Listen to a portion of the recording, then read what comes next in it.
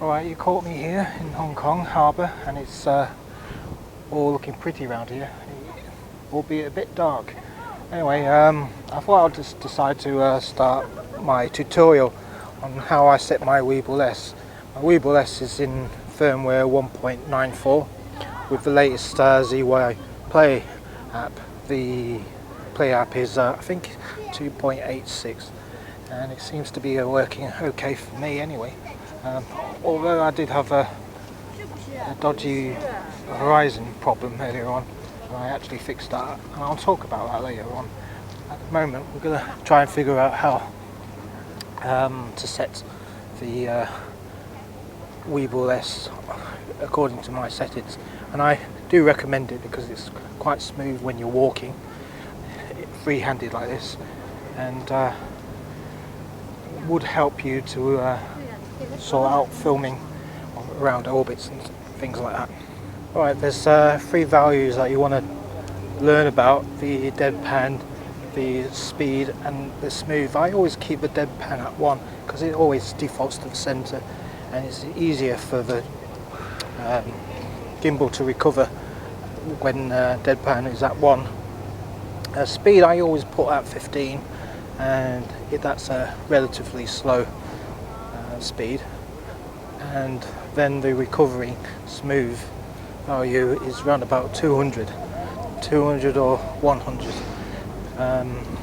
This would mean that the gimbal, if it's moved to the extremes, will go back to center at 200, which will be about 5 seconds.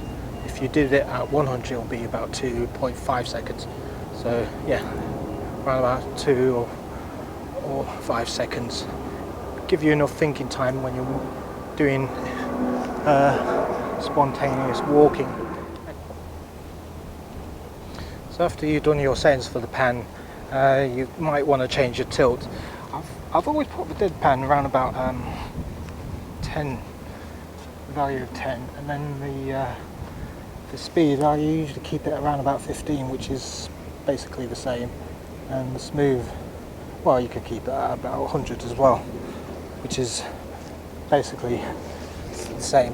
So all you've just changed is to the deadband, which is around about 10, and that gives you enough wiggle room for you to use, and as you bob up and down like you do, the deadpan will make sure that you won't affect the bobbing factor.